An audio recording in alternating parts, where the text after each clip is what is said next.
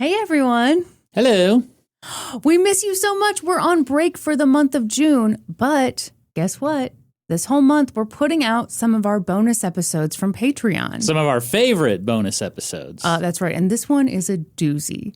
It's about the outrageous true fact that a lot of people just let their pets roam around naked these days. It's absolutely disgusting. You see it all the time, and people got tired of it. Uh-huh. And so someone decided to do something about it. Everyone, this episode is absolutely ridiculous. We hope you love it. And if you love it so much that you decide, oh my gosh, I've got to get over to their Patreon and sign up and listen to more bonus episodes and get in on more of this fun, well, head on over to patreon.com/oldtimeypodcast. Norm, do we have something special going on over there? We do for the entire month of June. Our $10 tier, the Pig Butter Investor tier, which gets you everything, is 50% off right now. 50% off. That's all the bonus episodes. That's every episode in video form and ad-free. You get a card with stickers. You get to play trivia with us. And yeah, in June, we're still doing trivia. We're still dropping a new bonus episode. That's right. So don't miss out, baby. And please enjoy this fabulous episode from an old-timey podcast. And we will see you with new episodes in July. See ya. Bye. Hear ye, hear ye. You are listening to an old-timey podcast. I'm Kristin Caruso. And if you're wondering what happened to your elf on the shelf, he came to life and started co-hosting a podcast. It's Normie C. Woohoo! Another white guy with a podcast. And on this episode, I'll be talking about putting shorts on dogs. What? It's about damn time. Dogs started wearing shorts, don't you agree? Well, I'm having a mental image now, and that is pretty funny. Uh-huh. What the hell is this episode about? And there's nothing funny about this episode, sir. This is about decency, and I am excited to talk about it. You know, every time I came into your office to just chitty-chat the day away, you always shooed me out. Said, don't look at my screen. I'm writing. I'm very say, busy. Don't look at my screens because of all the porn on there, but also because I was working on a very exciting topic. No, gross. Just regular porn. I know, it was disgusting. Just normal, everyday porn. Normal, everyday porn. Just a real snooze fest. I remember when... Oh boy, what are we about to hear? When I was like a teenager, you know, my little TV in my room, sometimes you could get those like fuzzy channels would come in sometimes. Oh. And so... like the E channel would come on. Oh, well, that's not the channel I was thinking you were But but late at night, they would show, was it Brooke Burke? Oh, look at you. Was her name Brooke everybody, Burke? I hope you're watching the video version so that you can see Norm pretend like he doesn't know who hosted. Was it Wild On with Brooke Burke? That's it. Wild On with Brooke Burke. Yeah. And she always was in a bikini and was like, we're at the hottest club in Miami this week. And I was like, I'm feeling some things. Kind of like it. Were you a little into Brooke Burke? I mean, yeah. She was just beautiful. looked like a bunch of fuzzy grains, but I could kind of make out a sexy body. Fuzzy image. Yeah. Well, you know, I can't guarantee you that this episode won't give you some tingles today, my friend. Depends on how gross you are, I guess. I may have shared with you, I found a picture online of a dog wearing a thong one time. Ew, what? It was like a dog thong you could buy for your dog. For what purpose? I really don't know, but it was a hilarious photo of like a boxer dog, and his butt was in the air, and he has this big old thong on. Okay, my favorite, if we're talking about dog photos on the internet, my favorite will always be the woman who took her corgi to the groomer and said she wanted like, you know the one I'm talking about, right? The heart. Yeah, yeah. Joe, will you put the image in there? You know the one. And the groomer misunderstood the assignment. She wanted like a little heart on the corgi's butt, but instead the groomer shaved a heart into the butt. Into their butthole, yeah. Well, we can't get more clear than that. This is a great bonus episode. This is a dog great bonus porn, episode. Teenage Norm watching Brooke Burke. And what will we talk about next? I'll tell you what we're going to talk about here we go. Oh, we're jumping right into it, We're jumping huh? in, baby, unless you have something to say. Oh, well, I would just like to say happy holidays to all the history hosts. I guess you're not interested in thanking our patrons for listening to this bonus episode. It's a reason why recruitment in the Norm Troopers is skyrocketing right now. No, actually, that's a very problematic organization, okay? Run by a man who watches children all day and reports back about whether they've been naughty or nice, evidently. Oh, you're making an Elf on the Shelf reference. I am. Very good. I appreciate that you just sat there politely the whole time as I got creepier and creepier with my insults. I was wondering where that was going. I was like, what have I been doing? What? I've just been down in the basement. Have those kids been snitching? Thank you all for listening to this bonus episode. Thank you for supporting us, this small, independent, sexy podcast on Patreon. And I guess we're going to talk about dogs and shorts this month. Just calm down, Norm. Are you ready for a story? Are you ready for a tale? Ha, ha. Get it? Yeah. Thank you. All right. Let's hear it. Picture it.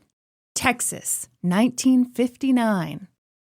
A principled man named Alan Abel was driving down a Texas highway, minding his own business, when all of a sudden he noticed a bunch of cars in front of him had come to a complete stop. So he stopped too, naturally. Well, wouldn't he have to? Yes, he would have to, because it was like 3 cars deep. It's pile up. Okay, so was there a wreck or just the cars had stopped? How about you keep your pants on, you creepy little elf? So he comes to a stop, which, as you pointed out, he had to do. It was kind of a pain in the ass, really. A herd of cattle were slowly walking across the highway with no sense of urgency. I would have been really excited if that happened. You would hate that. You would go apeshit. No, I like animals. But you're road ragey, sir. Remember that time we got stuck behind some Amish guy in a little buggy? Oh, God. And you just lost your ever-loving shit? I did. I was a different man back then, though. I've changed. Okay. I was battling a lot of demons. He didn't say anything to the Amish guy. He just really flipped out in our little Prius. Well, first of all, seeing an Amish buggy in our neighborhood was just unheard of. I was like, I can't believe there's an Amish buggy here. It seemed like one so of these random. Things is not like the other. One of these things just doesn't belong. It just seemed so random. And so I said, well, it's it's a freaking horse and buggy. I'll just like cut down the street and go around them. Well, I don't know if the horse sped up or what, but when I went to go cut around it, the buggy zoomed on by. And so I was stuck behind the horse and buggy the whole way home. The worst part of it, as I remember, is that you were not alone in the car. I was there. Kyla was there. Jay was there. Right. And the 3 of us were all laughing at you. I know. Like I said, I was going through some stuff. Clearly. Okay. So we've got the herd of cattle, which you're pretending like you'd be fine with seeing. I would. I wouldn't have a problem with that. If they stopped you on the highway. I think cows are cute. Okay. I've always wanted to hug a cow. Great. Good luck with that. When we drive to your parents, we see, cow fields, and I've always wanted to just stop and knock on the farmer's door and say, would you mind if I hugged one of your cows? And you're just in a trench coat and a pair of Crocs. I'd be in my elf outfit, actually. Oh, okay, naturally. That's much more reassuring. It's the holidays, So, everybody's just sitting there on the highway, waiting for these cows to move along. Yeah. How many cows are there? Quite a few. Uh-huh.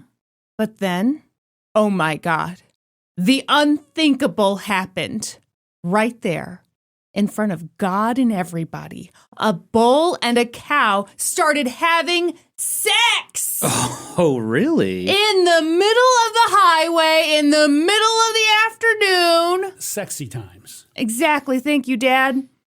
It was shocking. Did the bull have a big old dripping hog? Norman, that's a disgusting question. Inquiring minds.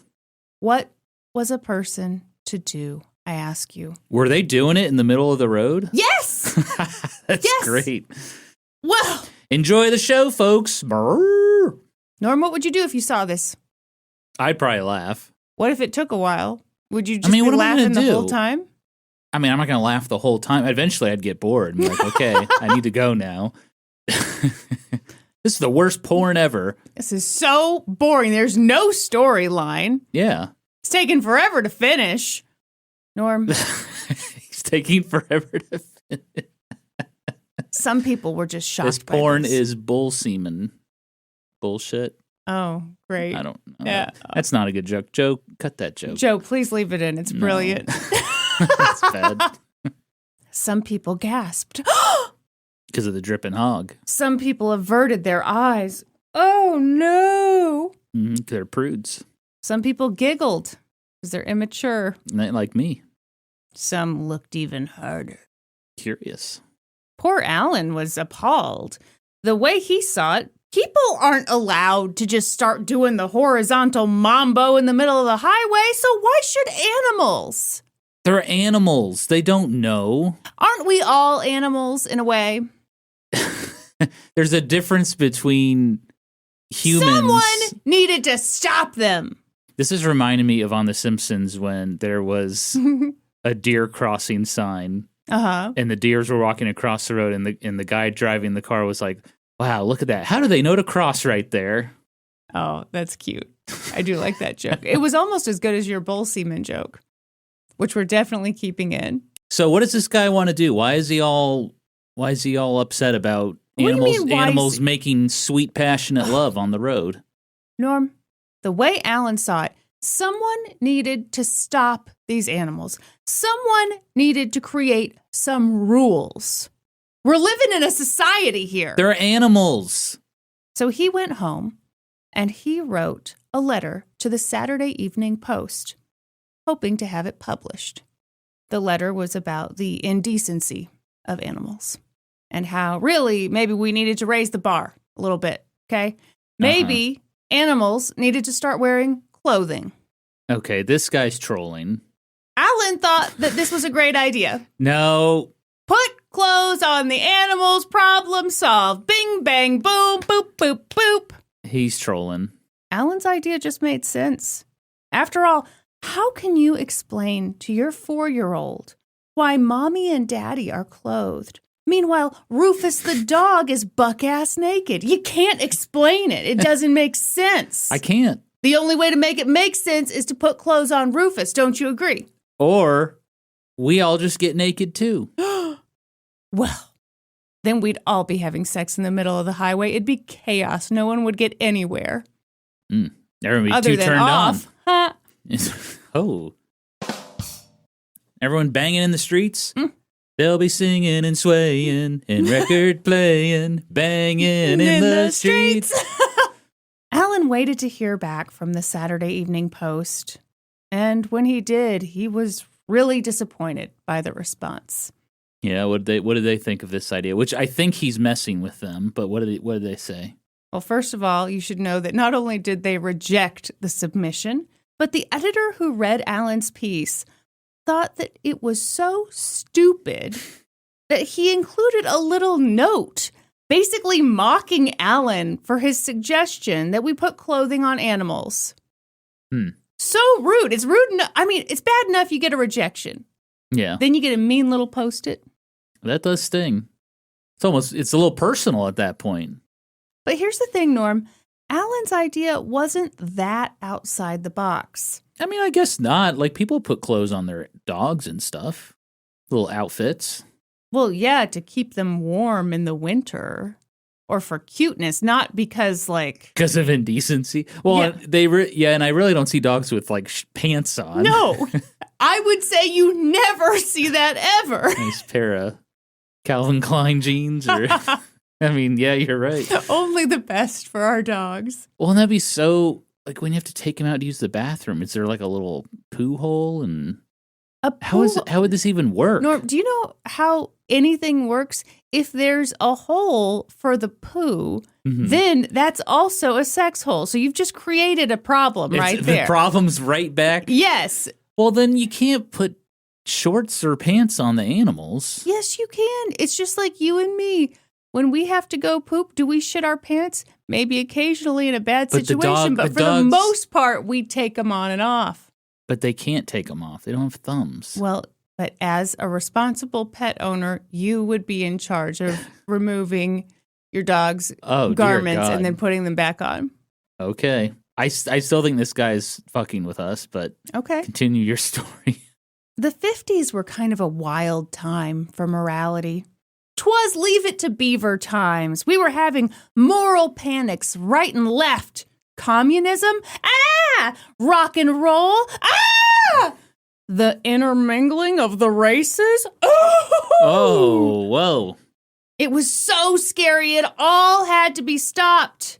In the 50s, thousands of books were banned from libraries, songs were banned from the radio, and Hollywood followed the Hays Code, which meant that all the scandalous stuff happened behind the scenes, not on camera. In other words, censorship was alive and well, so why not keep this party going, baby? Whenever I see kissing in old movies, it's hilarious. Why? Because it's always like, you know. No tongue. No tongue. Just the way normal people kiss. Have I ever shown you what I thought like kissing was like when I was a kid? No. I thought you just like... Oh, yeah! Or you just like kept your mouth open and were like sucked on each other's mouths. Like there's no tongue involved. It was just like... Oh, to kiss a young Norman, it's basically like kissing a vacuum attachment, I guess. Yeah, basically, like a dust extractor. And you're kissing a shop vac.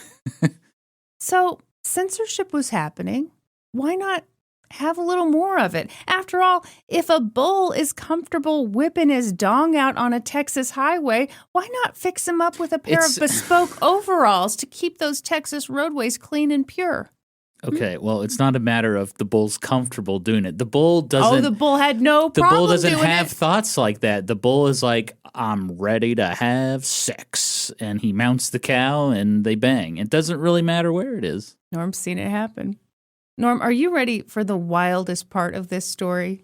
Because I can tell you right now, I don't think you are. Okay, what is it? You're all like, oh, this is trolling. Yeah, the guy, it's like a prank or something. Okay. Hold on to your hat and your dog's pants. Alan's belief that animals needed some manners, not to mention a set of trousers, wasn't that outlandish. If anything, Alan was just a little too early with his idea. Early? Yeah. So it comes back around? You know what? Sometimes it's not a bad idea. You just were the first one to have it and it didn't take off because the Saturday Evening Post guy is a total numbnuts. Mm-hmm. A little while later, that same year, another guy made it his mission to put clothing on animals. This is stupid. Why? Norm, I worked very hard to bring you this lovely I'm tale. not... And it's not stupid. It's a great idea. So you would want to dress Dottie and Kit in full clothing, and then whenever we take them on walks, you have to pull their pants down. No, but that's because I'm an indecent person, all right? Okay. You have no morals. Right. This man's name? G. Clifford Prout, Jr. Okay, just to give you some background. His father, the late G. Clifford Prout Sr., had recently passed away, but in his will, he'd left behind $400,000 to clothe any animal, quote, that stands higher than 4 inches or is longer than 6 inches. Wait, in his will? Yes. That's what he left in his will? Yep. I'd be pissed if that was... Okay. I'm almost to that point. So, for the record, the majority of the Prout family thought that this idea was completely bonkers. They argued that G. Clifford Prout Sr. had obviously been unwell when he wrote his will. Something was up. So, most of the family was like, yeah, we are contesting this will. This cannot happen. This is ridiculous. But in the meantime, G. Clifford Prout Jr. got to work carrying out his father's wishes with gusto. So I'm just going to recap this. Yes. His father dies, leaves him $400,000. Yes. And says, you can only spend this money to clothe animals. any animal higher than 4 inches or longer than 6 inches. So you can't clothe freaking, like, maybe a hamster. Well, that would be ridiculous. It would be pretty damn cute. It would be so cute. But okay, so you're going to put clothes on cats? Yeah. Dogs? Yep. I mean... Are you going to go through all the animals? Yeah, armadillos. Fuck it, any animal, basically. My problem is I'm hearing all these ideas, and I'd love to see them all. Okay, I had a weird thought. Okay. Is this some weird, I'm into bestiality and I'm ashamed of it?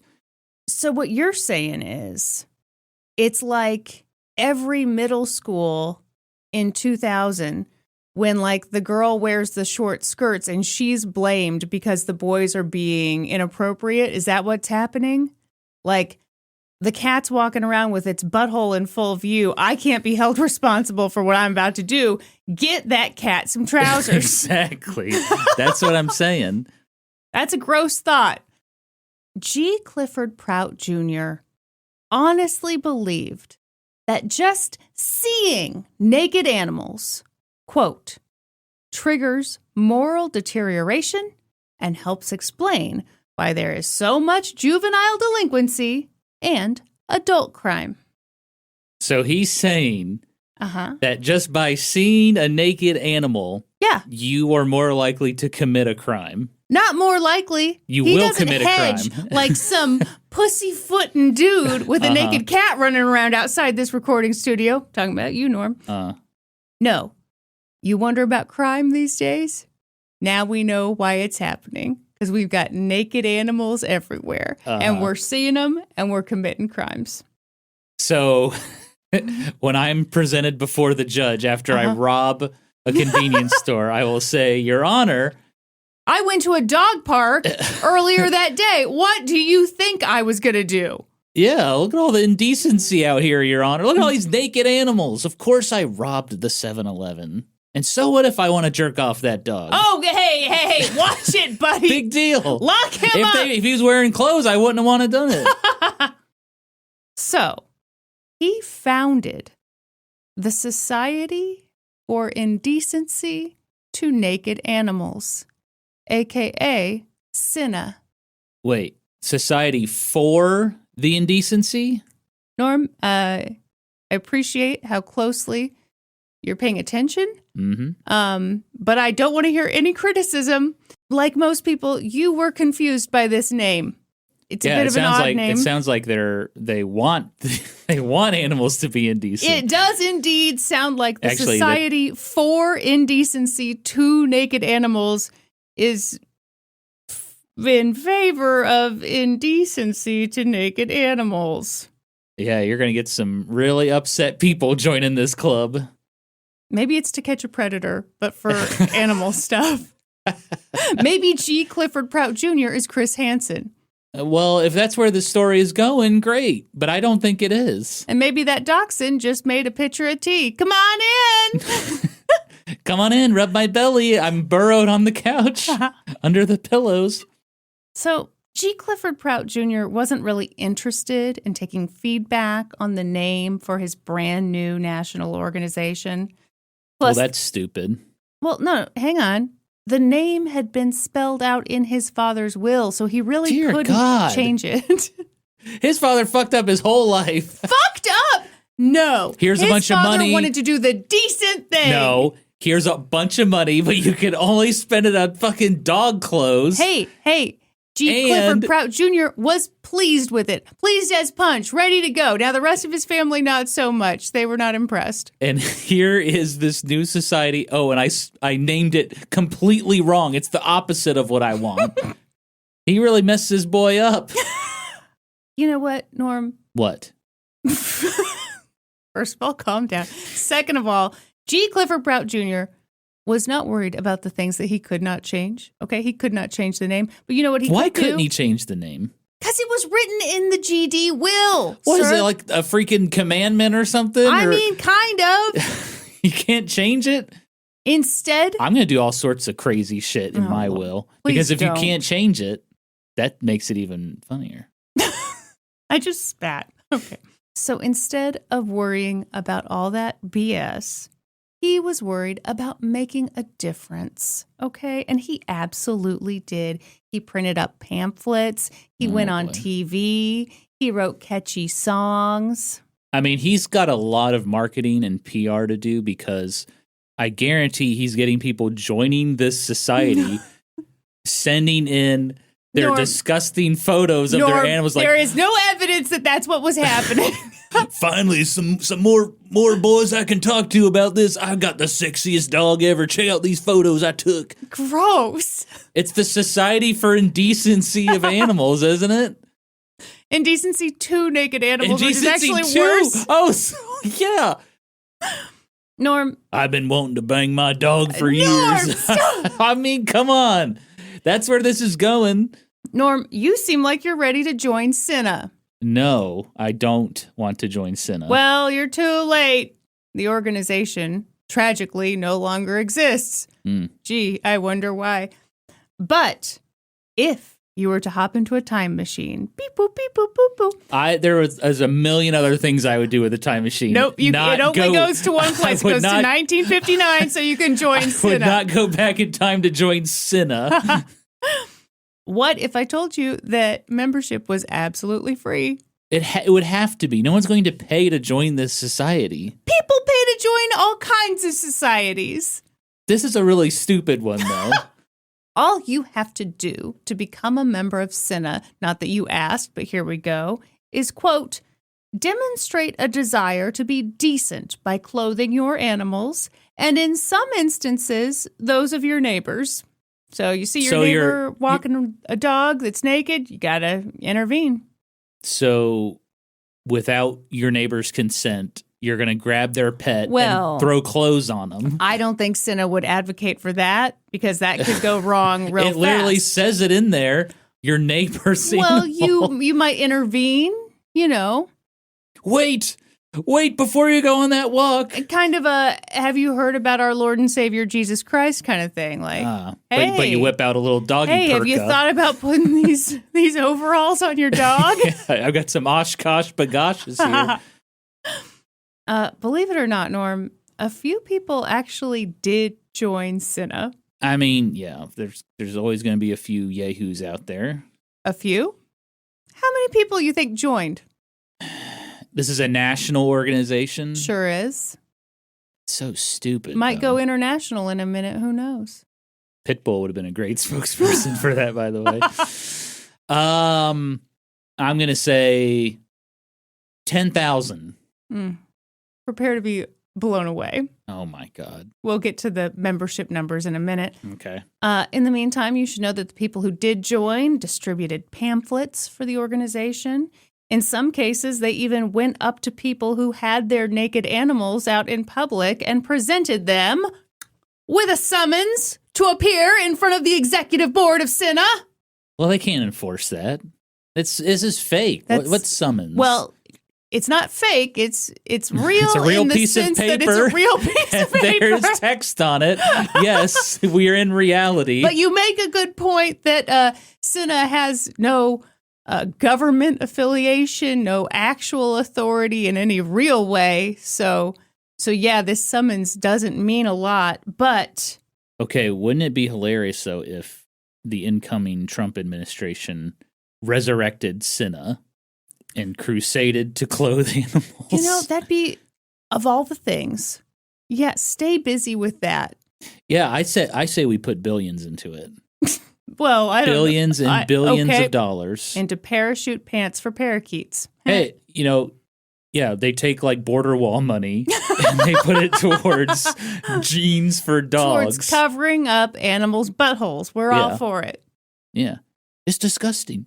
It's absolutely horrible. I'm walking down New York City. I'm seeing naked animals everywhere. I'm rock hard. I don't know what to do. Okay. So this summons, which, as you have already pointed out, has no actual power, demanded that the person appear before the executive board within the next 10 days. Or what? At which point, excuse me, we're not there yet. We're not to the punishment phase yet. within these next 10 days, you've got 10 days to appear in front of the executive board, at which point you will be forced to provide a complete explanation of your actions. Forced to provide? That's what happens when you show up. You have to explain yourself. Okay, but if you don't show up, what happens? You'll be in a world of hurt. If you ready? say this is really stupid and I'm not showing up. Okay, if you say to yourself, this is stupid, this is not real, I am ignoring this, ripping it up, guess what happens? You, chum, will never be allowed to join Cinna. Ever. Oh, man. Ever. They Think do the about same that. thing with NAMBLA. Stop it. I'm banned from NAMBLA. Can you believe Gross. that? What, Norm? That's disgusting. I didn't show up for their summons. Why were you summoned? Well, they saw me walking around with you, and they're like, "Why aren't you loving on a little boy right now?" Ew. I thought they summoned you because you have a youthful glow. Oh, they thought I was a young boy. No, they don't. No, you've aged out of that. Yeah. I regret to inform you. I'm sorry. Maybe when I was like 19, they would probably think I was still a young boy. I love how you said maybe. Maybe. When you absolutely could have been the decoy for To Catch a Predator. Like 1,000%. I would have been so good at that. I really would have. Okay, let's see your acting skills.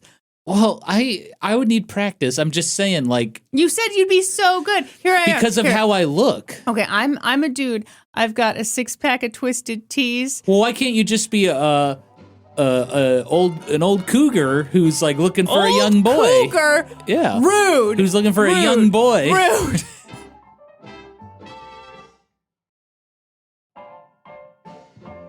Let's move on, shall we? Okay, fine. Okay, so if you don't appear for the summons, Your punishment is you cannot join Cinna. ever. So don't even think about it. Okay. That's heartbreaking. Yeah. Really makes you rethink your decision to walk Dottie and Kit fully nude. I realize by saying that it sounds like you are fully nude. Now that would be a problem. Word of Cinna spread quickly, partly because G. Clifford Prout Jr. drove around New York City in a Cinna emergency clothesmobile. Bitches be Cinna in is the it's the catchphrase, isn't it? He'd packed it with clothes so that he could stop, hop out, and quickly clothe any animal that really needed a set of pantaloons. You know, an emergency situation. So he had a freaking station wagon just full of animal clothing. You know, I'm sensing a lot of judgment from you, Norm, and I don't like it one bit. Was everything on cute little hangers, and he'd pick out outfits. I'd like to think so. Mm-hmm. Oh, this poodle will look great in this little raincoat. It runs over. Oh, let me get you something more flattering. It didn't take long for the media to find out about this weird yet somehow popular organization. Okay, well, hang on a second. What? I don't think the word popular applies here. I mean, people were talking about it. I don't think this was a mainstream idea. No. Mainstream people thought this was stupid and weird. Yeah, so popular, let's not call it popular. Okay.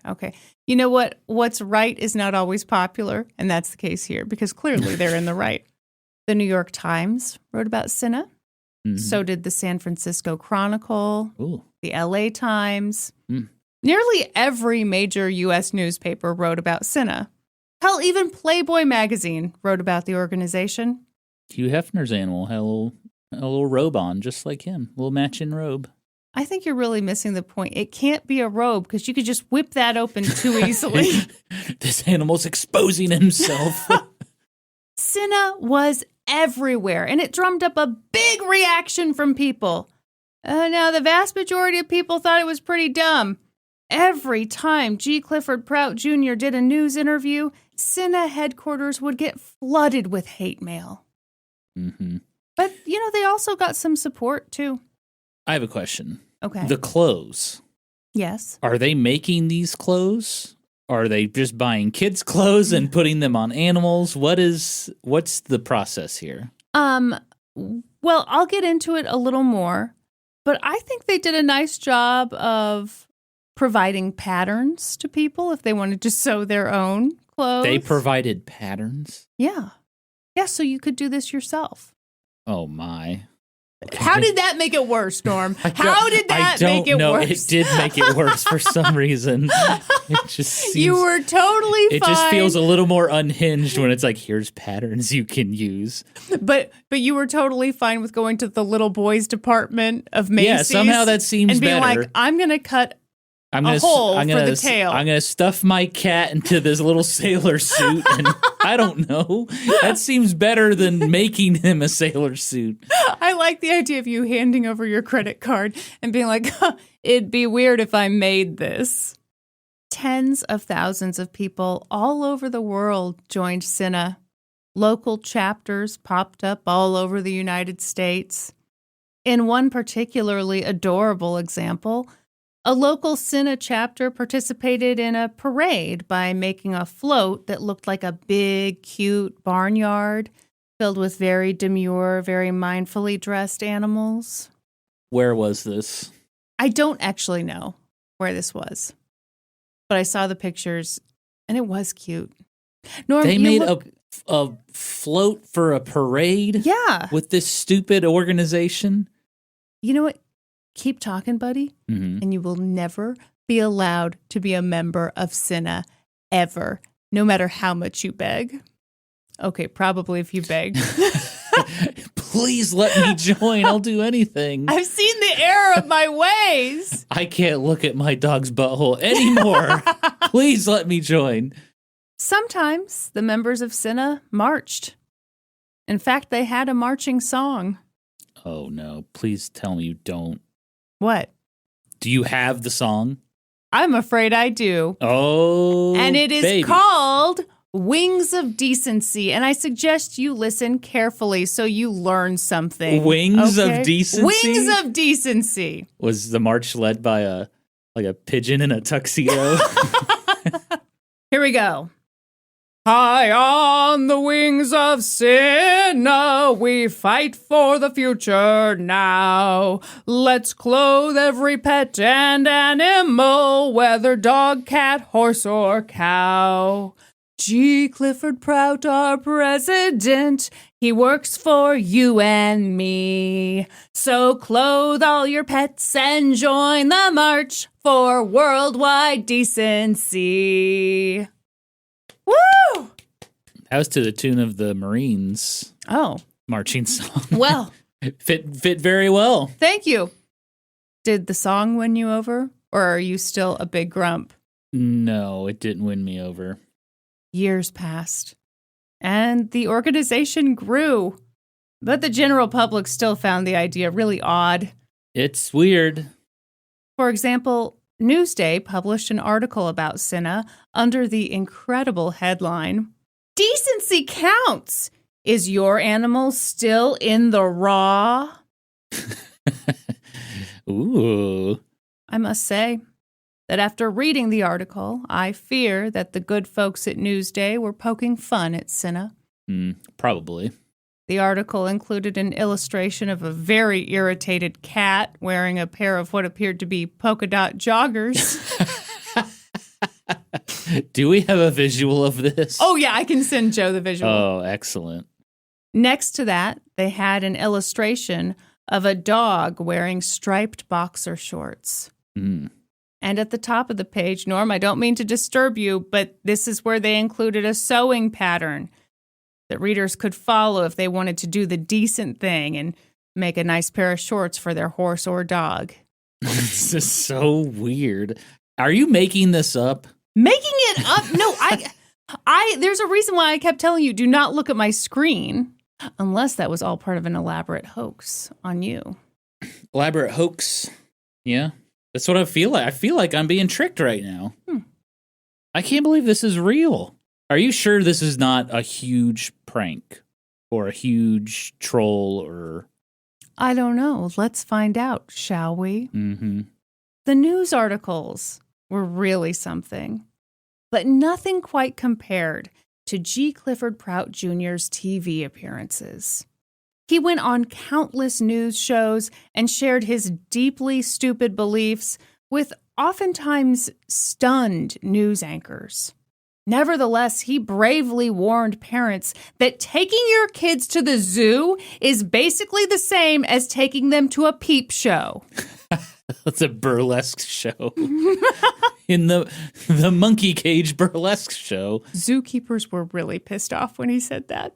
Well, it's a stupid take. That's all. I mean, what am I even talking about? This guy wants to put clothes on animals. Mm-hmm. Yeah, I mean, he's sexualizing the zoo. Yes. Which is already such a sexy place. It's where I go when I need some relief. Stop it.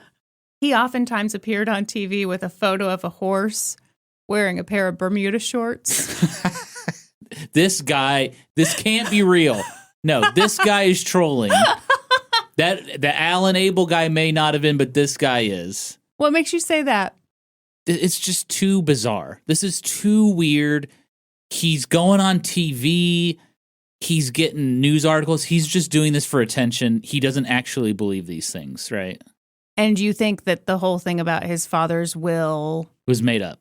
That came from him. He made it up. Okay.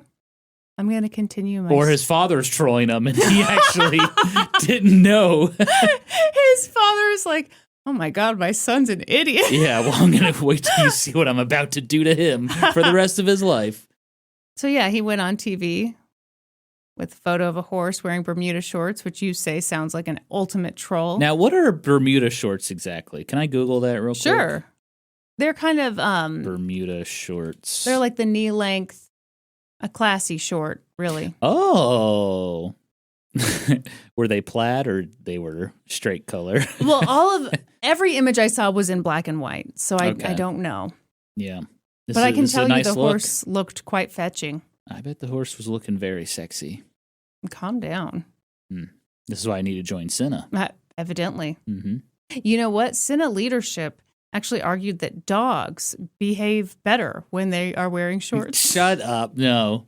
In one interview, a member of Cinna argued that if you tell a dog to get off the couch and he's wearing a pair of boxer shorts, he'll hop right off, no problem.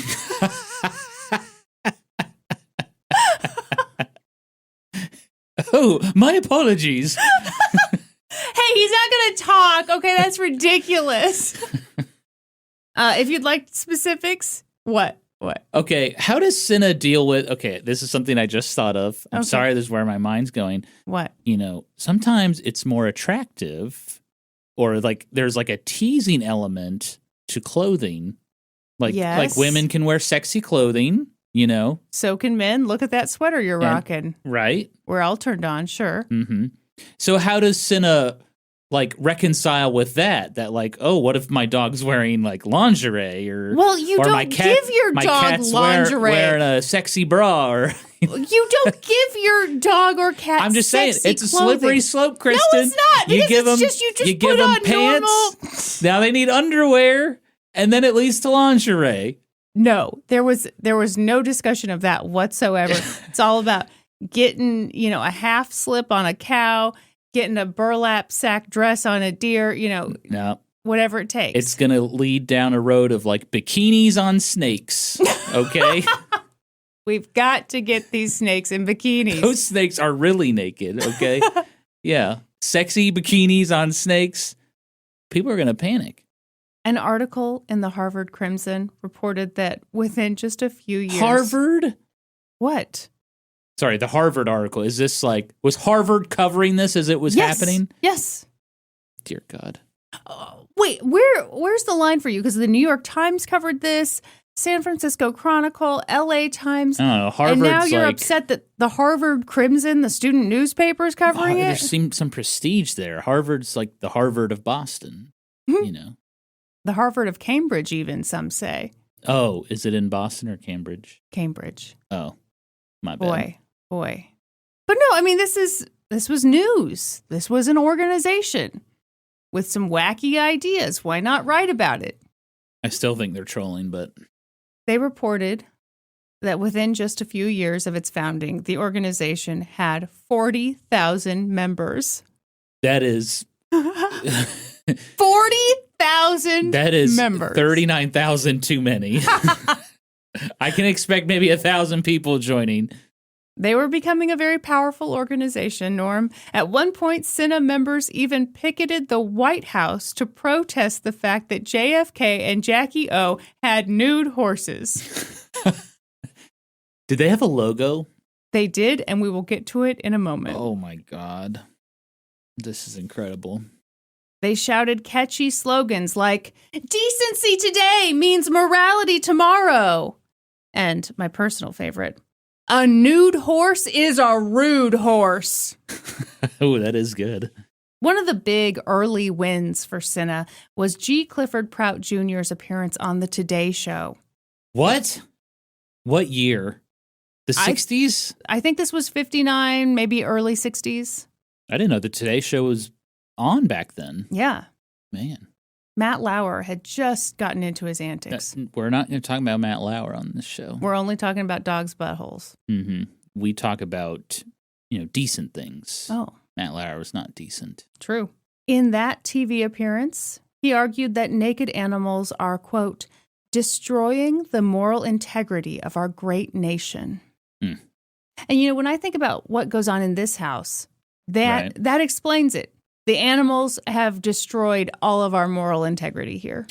Okay, look, I will admit, there's some nights I'm trying to fall asleep and Dottie's in her bed licking her butthole. Sure. And it's distracting. And I'm like, man, if only Dottie was wearing pajamas, this wouldn't happen. That's true. It's true. The Today Show appearance opened the door for other appearances on other TV shows. Oh, great. And actually, he ended up doing the Today Show a second time, and that time he sang the marching song for everyone. Did he really? Yeah. I can't believe they have a marching song. Like it's a freaking college or something. Why not?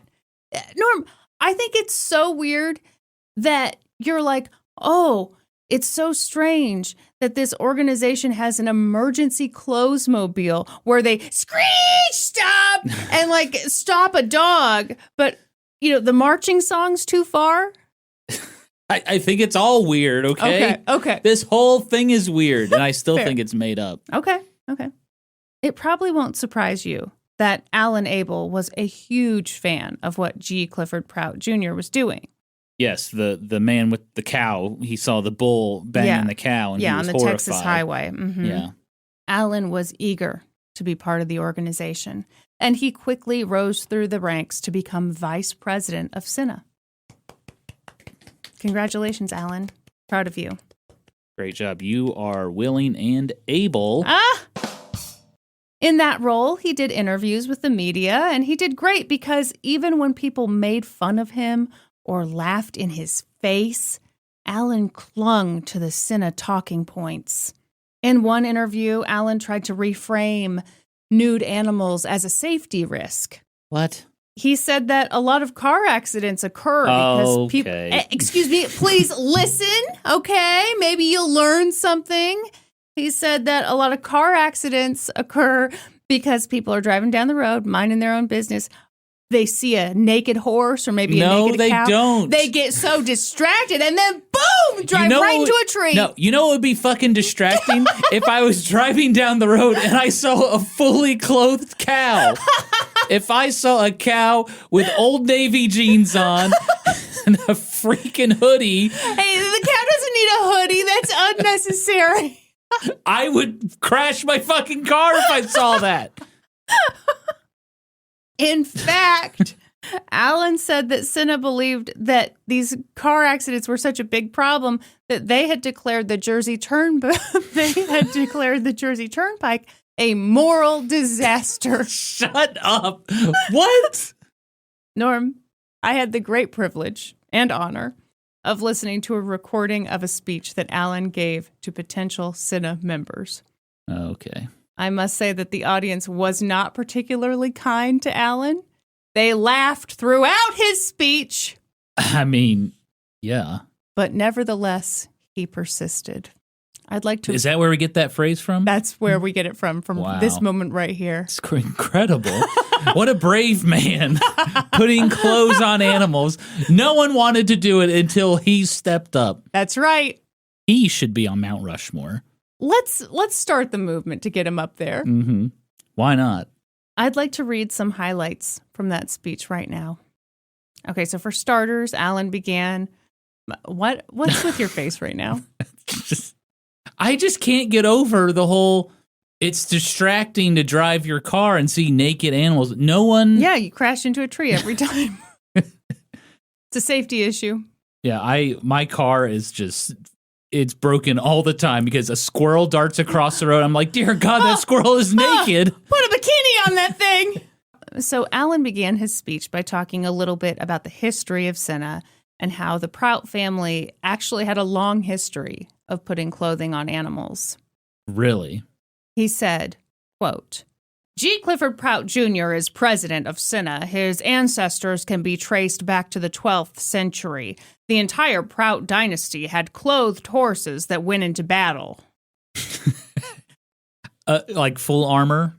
I mean, I guess that was normal back then to put armor on your horse. You know, horse was very important during battles back then. Well, as proof, he evidently, and I don't know this because I just heard the recording, but it seemed like he pulled out a photo from maybe the 1800s and explained that G. Clifford Prout's ancestor, Otis Prout, fought in the Civil War against the North and against the South. Oh, both. Okay. And when he said that, the audience laughed, and Alan got a little defensive. He explained that Cinna does a lot of speaking engagements in Southern schools, so they have to be careful about picking sides. Yeah. He said that Otis Prout wore a clothed horse in battle and actually wore blue trousers and a gray jacket, which you can interpret, quote, any way you want. He's admitting all this in his speech? What do you mean admitting? He's giving the history of Cinna. And Cinna chooses to interpret it as this was a man who wasn't fighting against the North or against the South. He was fighting for decency. No, he wasn't. He's just very confused. Alan proudly told Well, I guess the horse is confused.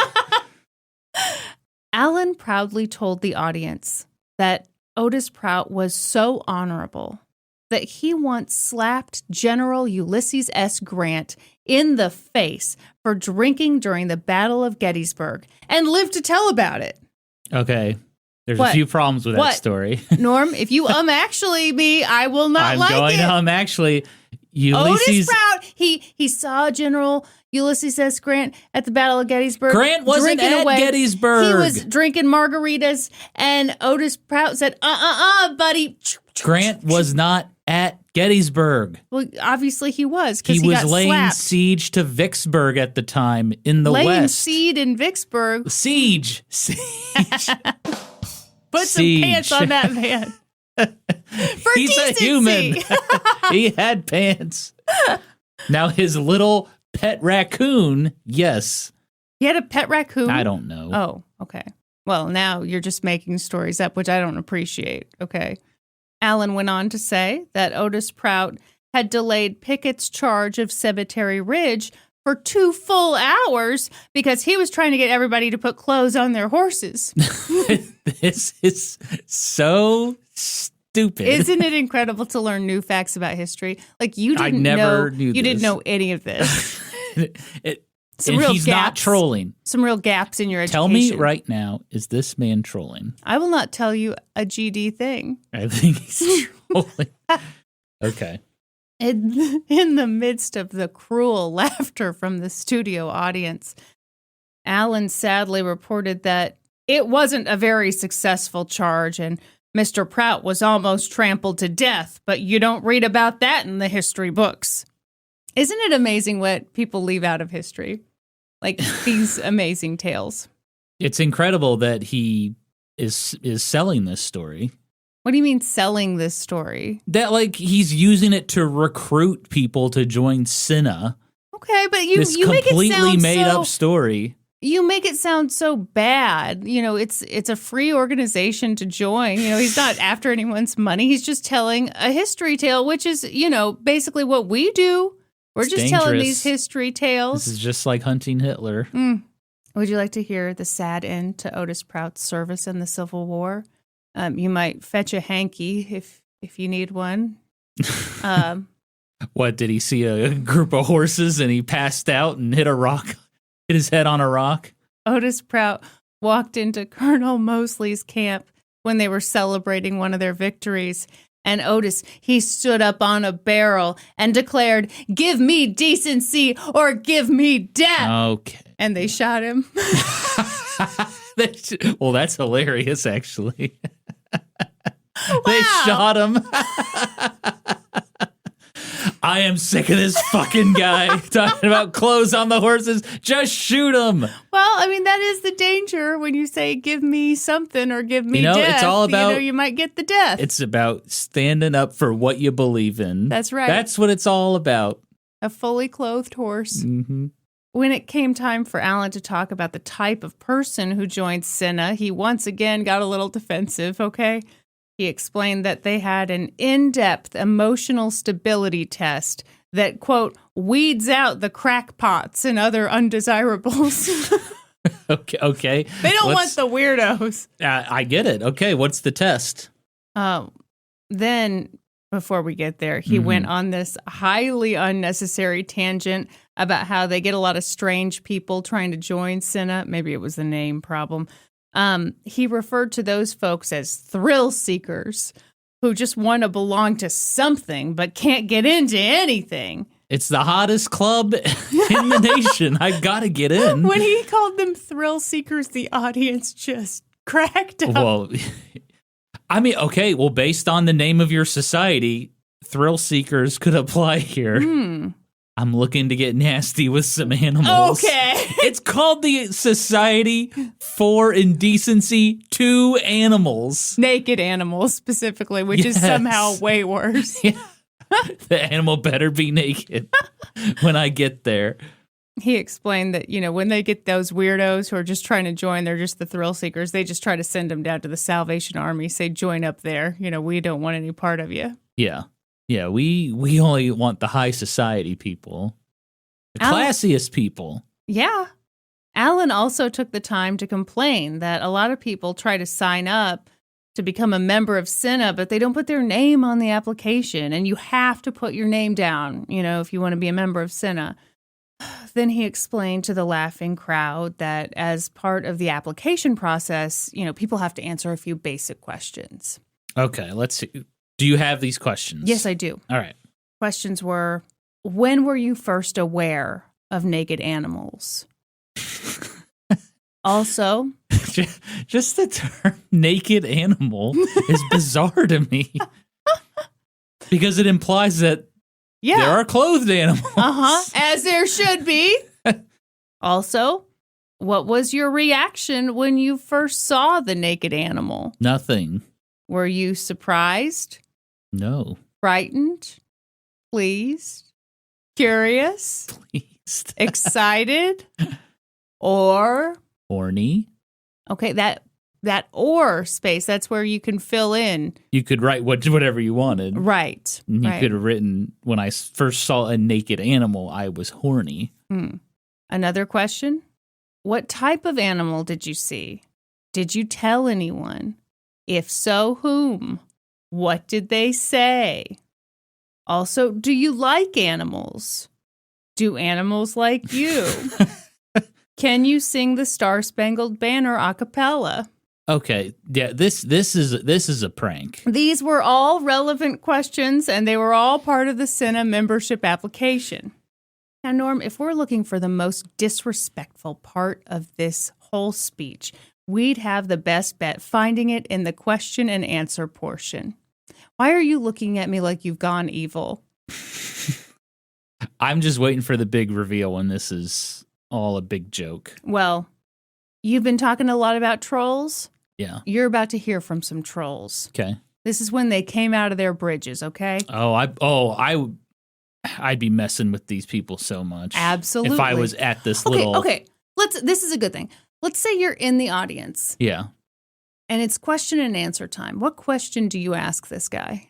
I mean, just what I've been talking about earlier. I'd be like, well, what about underwear? What about lingerie? Like, you're going to get arrested talking like that. You he's for clothing the animals. I just want to further clothe them. Okay. First question was pretty basic. It's basically a question about where does Cinna draw the line? And Alan explained that Cinna doesn't concern itself with anything that flies or swims, but he did say that, quote, certain amphibious animals are being investigated. And, that prompted a lot of mocking laughter. Why not? Why not the birds or the fish? They're okay being naked? Well, it's a small organization. They've got to start somewhere, Norm, okay? Okay, so we start with the dogs and the cats. And cows, I guess. Absolutely cows. Don't I guess? I mean, that's where this Alan guy started. Yes. Alan would probably have us start with cows. One smart-ass woman asked a question about naked animals in movies. Would Cinna do anything about that? And Alan explained, quite reasonably, I think, quote, we have no objection to showing the cowboy riding a nude horse because in the 19th century, cowboys rode nude horses. It was part of the culture. Except Otis. Well, yeah, he was ahead of the times. He was way ahead. He died for it. He died sure for did. what he believed in. He sure did. Up next, a very smug woman asked about the logo for Cinna, which featured a drawing of a lion, and she asked, a little slyly, is that a clothed lion? Mm-hmm. And there was an awkward pause as Alan looked at the logo for the Society for Indecency to Naked Animals. Yeah. Which did include an unclothed lion. Whoa. And he said, oh, funny, I never noticed that before. And the audience laughed, and over their laughter, Alan said, hey, it's just a symbol. It's an insignia. We can't be concerned about these things. We'd go crazy. And, that made him laugh even harder.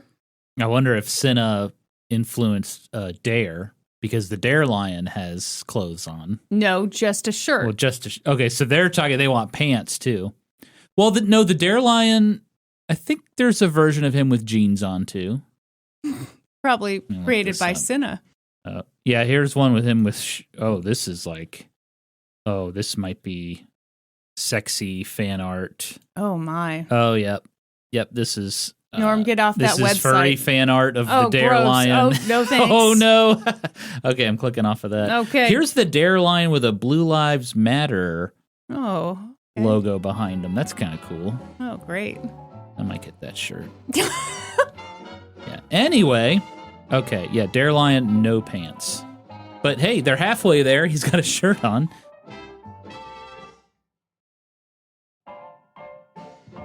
At one point, some dude had the nerve to actually Alan about his Civil War history. Oh, like I did? Yeah, some bullshit about how that altercation with General Grant couldn't have happened where it did. And Alan had to admit that, he'd never been the best history student. But if Otis Prout said he'd slapped General Grant at the Battle of Gettysburg, then by God, that's what happened. Then someone asked a question that Alan was fully prepared for, and I say he knocked this out of the park. The question was essentially, hey, animals have fur. That's their covering. Shouldn't we all agree that if they have fur, then they're covered? Like, basically, give it up. Exactly. That's a great point. Okay, here comes a better point, delivered by Alan. This is certainly a logical, legitimate question, which we've been asked many times, and we've answered many times. First of all, you suggest that since animals are born with fur, that this is a natural covering for protective reasons and for decent reasons, right?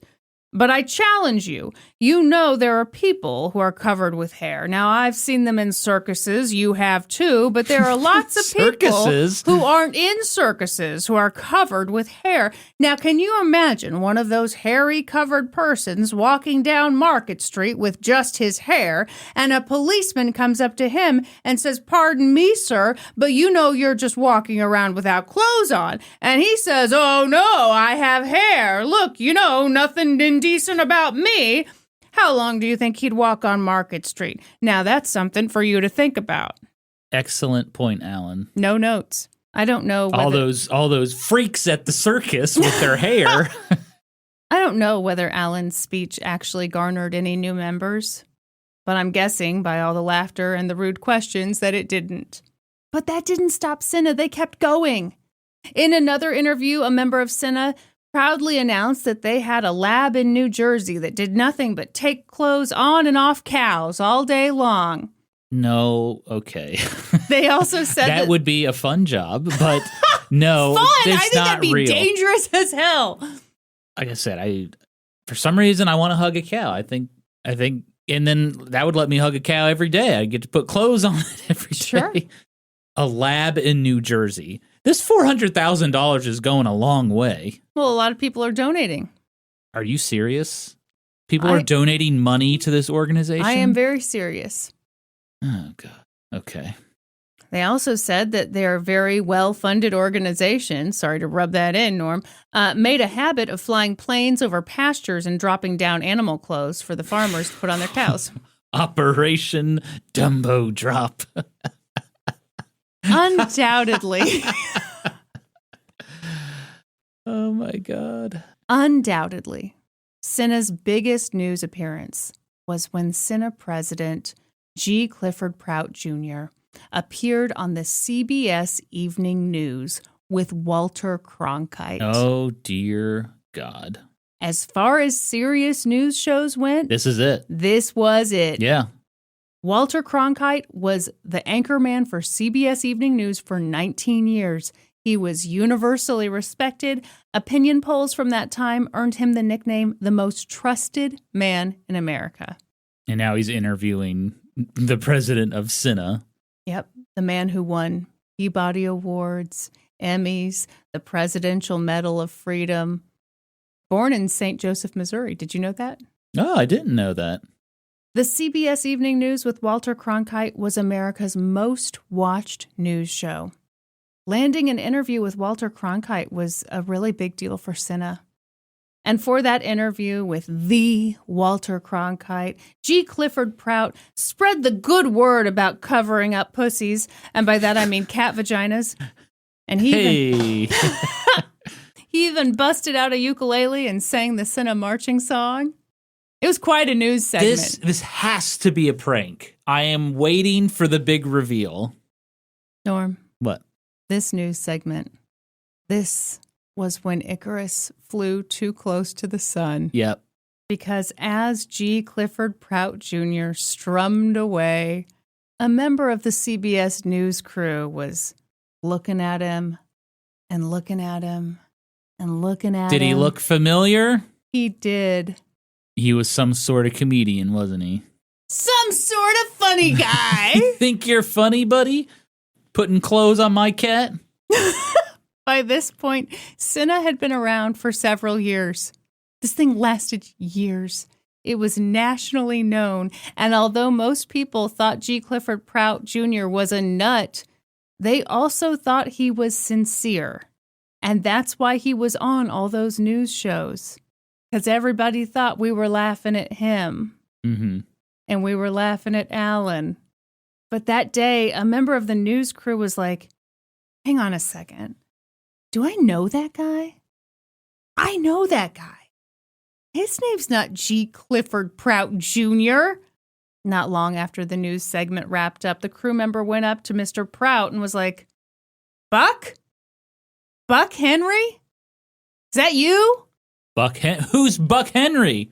Who is Buck Henry indeed? And Buck Henry was like, bye. Exposed. Just like all those animals. Okay, are you ready to find out what was actually going on this whole time? Yes, a prank. The truth is, Cinna was a joke that got way out of control. So people actually believed in this. So it was presented and, well, I'm just going to let you tell your story. Go ahead. Okay, for starters, Alan Abel was a real guy.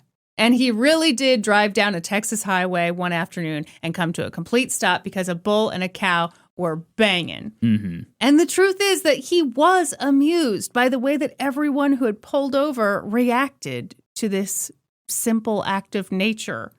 Some people seemed genuinely horrified that animals were doing what animals do. Banging. By that point in his life, Alan had tried to be a drummer, but that hadn't really panned out, and he was looking to start a career in comedy. So he wrote what he thought was an obviously satirical piece for the Saturday Evening Post. Uh-huh. And when that editor rejected it, and didn't just reject it, but was like, "You're dumb," Alan was like, "Wait, he believed me?" Yeah. So he wanted to keep it going, huh? Yeah, it gave Alan this idea. He was like, if I fooled an editor for the Saturday Evening Post, who else can I fool? And what does it say about our current culture of censorship that I can say something as stupid as let's put boxer shorts on dogs and people think I'm being for real? So he decided to challenge himself. Why not create a fake organization? So Alan and his wife, Jean, who became his comedy partner, studied up on conservative rhetoric, and they used that same rhetoric to create these pamphlets and talking points for this fake organization. Oh, this is brilliant. And so Alan did some radio and TV interviews himself, always under a fake name. So I was calling him Alan. He went by Bruce something. Yeah. But, early on, the Today Show came knocking. And Alan was like, ooh, okay, I need someone to pose as G. Clifford Prout Jr. And for that job, he went to his friend, Buck Henry. He asked Buck to play the president of the fake organization.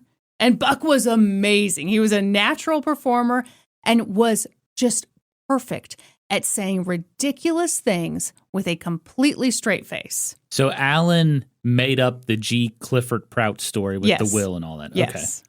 Well, Alan and his wife did. Yes. Yeah. And to make things even better, Buck was unemployed at the time. So he had all the time in the world to go on random news shows and tell people to put shorts on horses. Okay, now. This is an amazing job. I would love this. Does the name Buck Henry sound familiar? It kind of does. Okay. That's because he later went on to become a huge name in comedy. He co-wrote The Graduate. Really? He co-created Get Smart with Mel Brooks. What? He hosted Saturday Night Live 10 times. Holy, what the hell? But that was a really long time ago. Yeah. If you want a more modern reference, he played Liz Lemon's dad on 30 Rock. Really? Yeah, isn't that cool? That's amazing. So this was like his breakthrough in comedy? Kind of, yeah. I mean, these were just two guys struggling, hoping to find careers in comedy, and they did this. But they did it for years, so it just got more and more dangerous because Buck became a more, I don't want to call him an established performer because that's probably a little too strong for what he was doing in the early 60s, but it was getting to the point where he couldn't just go on any news show and guarantee that he wouldn't be recognized. Wow. So Cinna was all a big joke, and it is now considered a legendary prank on the media because literally every major media outlet fell for it, and they fell for it again and again and again for freaking years. Walter Cronkite interviewed the guy. Yes. That's nuts. In an interview that Alan gave in 2014, he talked about how at first, the Cinna hoax was just pure fun, just like hilarious, joyful fun. But then it snowballed, and it started to feel kind of out of control. And after a few years, it wasn't so fun anymore. And the breaking point came not long after that Walter Cronkite interview, Buck evidently called Alan up and was like, hey, man, I'm surrounded by reporters. They're really angry. They want to know whether Cinna is real or it's all a joke. Like, I can't leave. Like, I can't go get dinner. Like, I'm stuck. What do you want me to do? And Alan told him, you know what? We've had a great ride. Just tell him the truth. Yeah. So. Oh, it was fun while it lasted, I bet. I bet it was so much fun. I would love to come up with something like this. Really? Yeah. Do you think you could pull it off with a straight face? I think so. I bet you could too. Well, no. Well, here's a big problem. The problem is, like, I'm kind of famous already from my YouTube channel. Oh, wow. So I don't know if I could be the spokesperson, but I would love to, like, come up with some ridiculous fake bullshit organization. I bet you could get away with it. How? I don't know. This day and age with the internet, I just don't know if you could. I mean, someone as handsome and famous as me. Okay. I mean, this. Don't say okay like that. Like, okay, you're not that handsome. No, that's not what I'm saying. You're very handsome. Oh. It is kind of interesting to think about. Like, yeah, maybe that makes this story even cooler. Maybe this couldn't happen today, or maybe a much different version could happen today. I could do. I feel like a much different version could happen. Bikinis for snakes. Yeah. Cover up them snakes. Mm-hmm. So those indecent, sexy snakes. Put bikinis on them. And everyone's going to be like, I think this guy wants to fuck a snake. These goddamn sexy snakes. They make me so horny. So a reporter for Time magazine was the first to reveal that Cinna was, in fact, a hoax. And that came out on March 15th, 1963. Oh, damn. So 4 years this thing lasted. Yeah. Well, and I think Alan kept doing it on and off just because, not everybody read that Time magazine piece. Sure, see what you can get away with. So with the hoax out in the open, Alan was able to talk more about the pitfalls of starting a fake, ridiculous organization. And he talked about how Walter Cronkite reacted when he realized he'd put a fake story on the air. Alan said, when Cronkite eventually found out that he'd been conned and I was the guy behind it, he called me up. I'd never heard him that angry on TV. Not about Hitler, Saddam Hussein, Fidel Castro. He was furious with me. Yeah, you made him look stupid. You made him look bad, yeah. Yeah, you pointed out a flaw. It's laziness. Everyone thinks they're laughing at you. Oh, this guy's a nut. Ha ha. It didn't occur to anybody that he was laughing back at them. Yeah. Alan talked about how surprising it was when some people actually took Cinna seriously. That parade that I told you about with the float? Yeah. He had nothing to do with that. That happened? That really happened. Okay, I was going to ask. Somebody really did that, and he had nothing to do with it. Someone actually made the parade float? And what about the song? Oh, they made that up. Okay. But the thing about Cinna chapters popping up all over the United States, that apparently happened. That is just wild. He said people really did donate money to the organization. The biggest donation Cinna ever received came from a woman in Santa Barbara who sent him a check for $40,000. Adjusted for inflation, that's $430,000. What? Yes. Did she leave a note? What do you mean a note? Here's why I'm sending you $40,000. She agreed with what they were doing. But good God. But he did not accept it. Yeah, please. Okay, well, that's good. Well, I mean, really, he was afraid. Well, that would get you in trouble. Well, that was the thing, is like, I'm sure partly he didn't accept because he just wouldn't do that. But the other big thing was he was like, okay, eventually we're going to get caught. And if people find out that I took money for this, I'm going to go to prison for fraud. I'm not trying to do that. I'm trying to play a prank on people. Right. So the Cinna hoax was over. It had been glorious. It cemented Alan Abel as a legendary prankster. He'd made fools out of the biggest names in media. And you might think that this big multi-year-long prank would mean that Alan couldn't possibly pull off another prank again. You'd be wrong. I was gonna ask what did he go on to do, but it sounds like he's gonna keep pranking people. Okay, there are honestly too many pranks for me to name all of them. Okay. I'm going to give you a pretty good handful. of some that stand out. Some are more outlandish than others.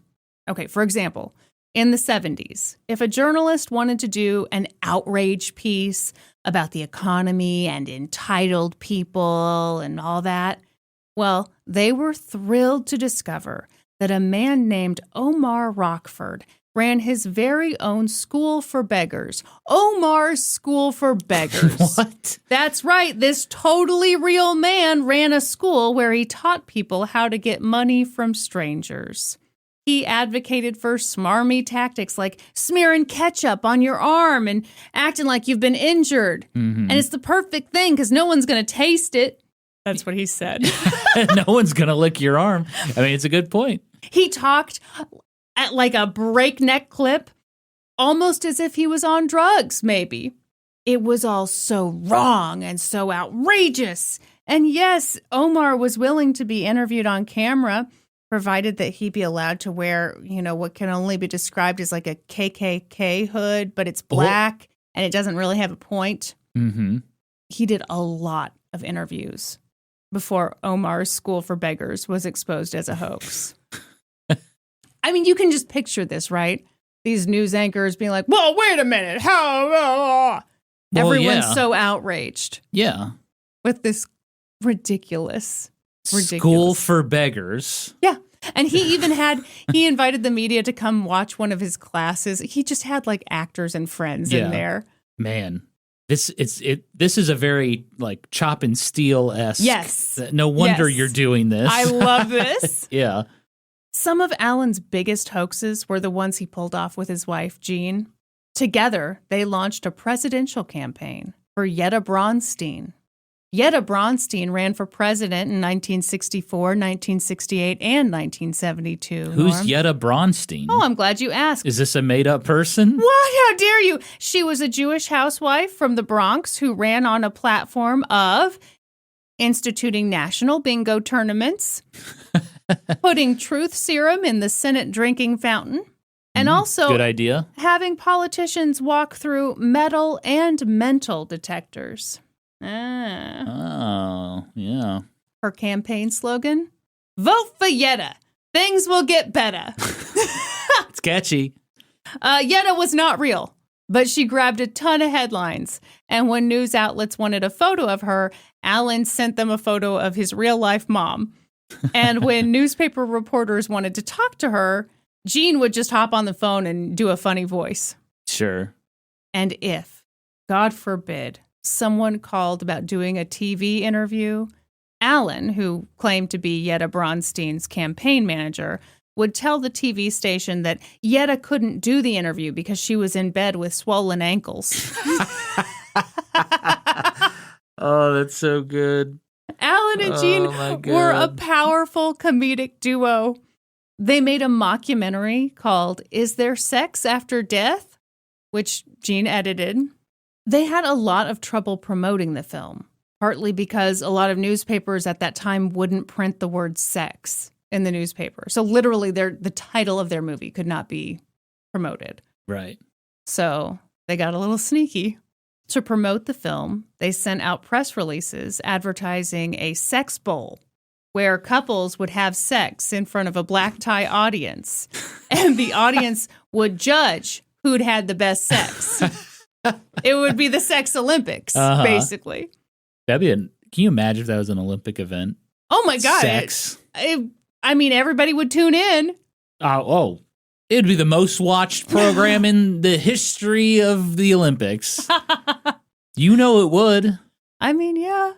The 1904 Olympics probably would have been a lot less problematic if they'd just done sex instead of human zoos. Think on that for a while. Well, it would also just be a bunch of dudes banging each other as well.